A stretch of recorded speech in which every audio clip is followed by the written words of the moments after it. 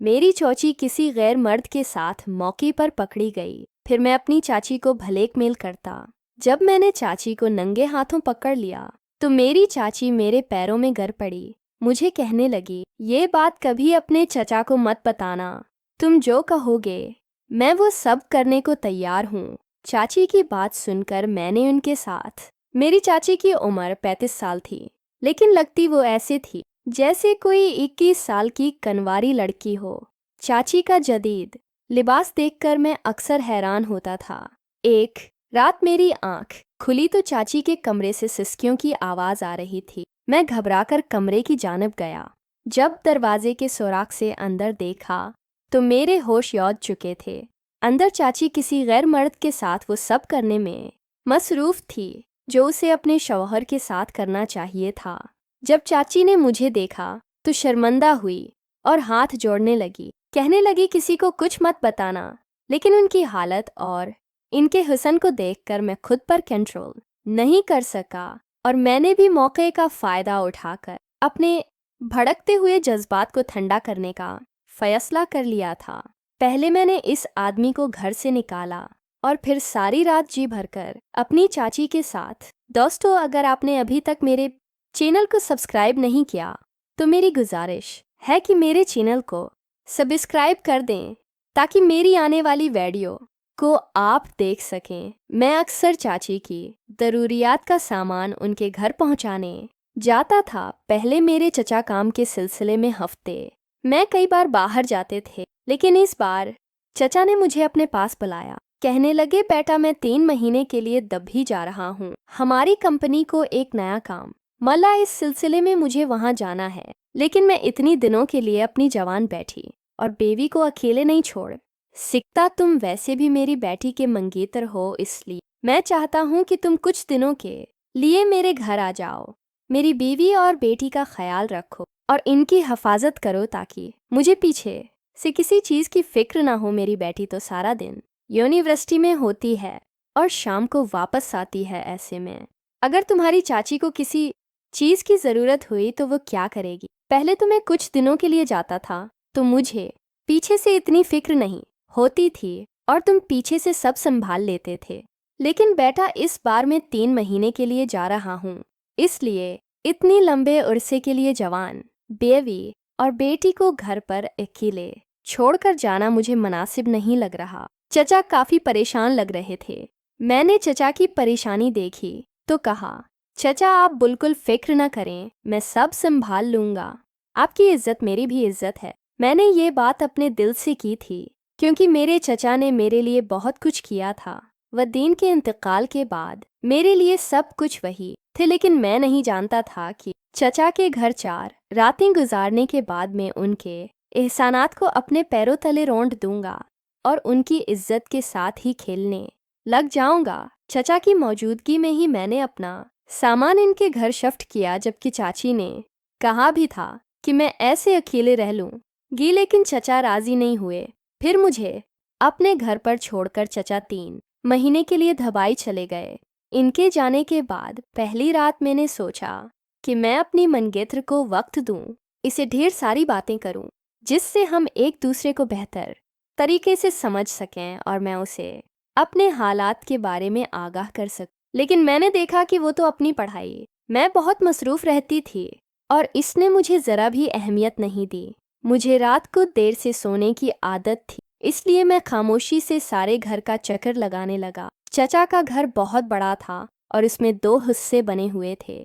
ऐसे ही घूमते घूमते मैं ऊपर वाले हिस्से पर पहुंच गया जो अक्सर बंद रहता था, लेकिन ये देखकर मैं हैरान हुआ।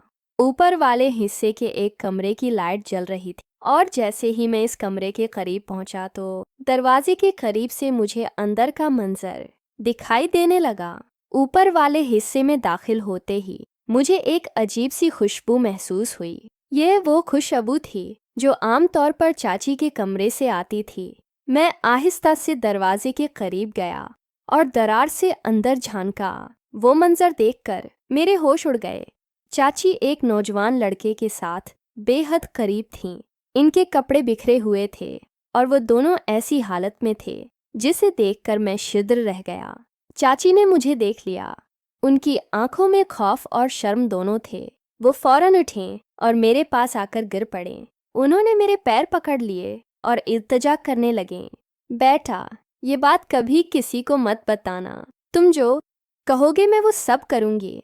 तुम्हारी हर शर्त मानो। गी में इस मौके पर बहुत उलझन मैं था। एक तरफ चचा का एहसान था जो मुझ पर बहुत ज्यादा था, दूसरी तरफ चाची की ये हालत जो मेरे सामने थी। चाची की उम्र 35 साल थी, लेकिन वो इससे कहीं कम उम्र लगती थी। उनका जिस्म अब भी जवानी से भरपूर था और उनकी खूबसूरती देदनी थी। मैंने इस लड़के को फौरा बाहर निकाला और चाची से बात की। वो बहुत शर्मसार थी और बार बार माफ़ी मांग रही थी। मैंने उन्हें समझाया कि ये सब कितना गलत है, लेकिन मेरे अंदर भी एक अजीब सी कशिश महसूस हो रही थी।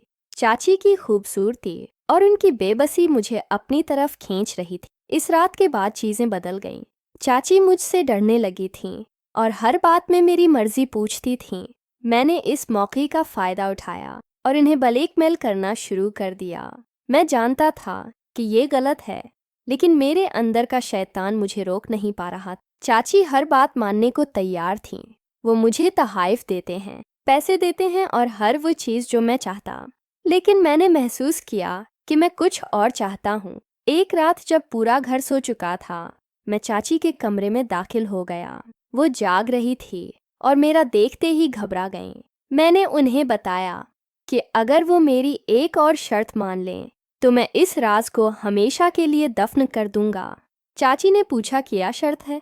मैंने कहा, तुम्हें खुद पता है। वो समझ गए और उनके चेहरे पर एक अजीब सी कैफियत तारी हो गई। वो कुछ देर खामोश रहे, फिर हाँ में सर हिला दिया। इस रात के बाद से हमारे ताल्लुकात में एक नया मोड़ आया। चाची अब मेरे काबू मैं थी और मैं उनकी हर ख्वाहिश पूरी करता था। मैं जानता था कि ये सब बहुत गलत है, लेकिन मैं रख नहीं पा रहा था।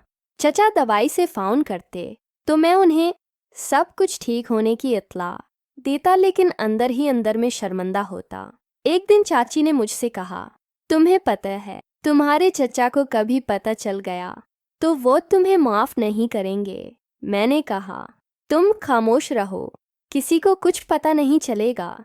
लेकिन मेरे दिल में खौफ बैठ चुका था। 3 महीने गुजर गए और चचा वापस आ गए। उन्होंने मुझे बहुत शुक्रिया अदा किया और कहा कि मैंने उनकी गैर मौजूदगी में सब कुछ बहुत अच्छे से संभाला, लेकिन मैं उनकी आंखों मैं देख नहीं पा रहा था। मैं जानता था कि मैंने उनके एतमाद को धोखा दिया है। चचा के वापस आते ही मैंने चाची से दौरी भी न ली, लेकिन वो अब भी मुझसे डरती थी और मेरी हर बात मानती थी। मैंने फैसला किया कि मैं उस गलत रिश्ते को ख़त्म कर दूंगा। मैंने चाची से कहा, मैं ये सब बंद करना चाहता हूँ, तुम आज़ाद हो।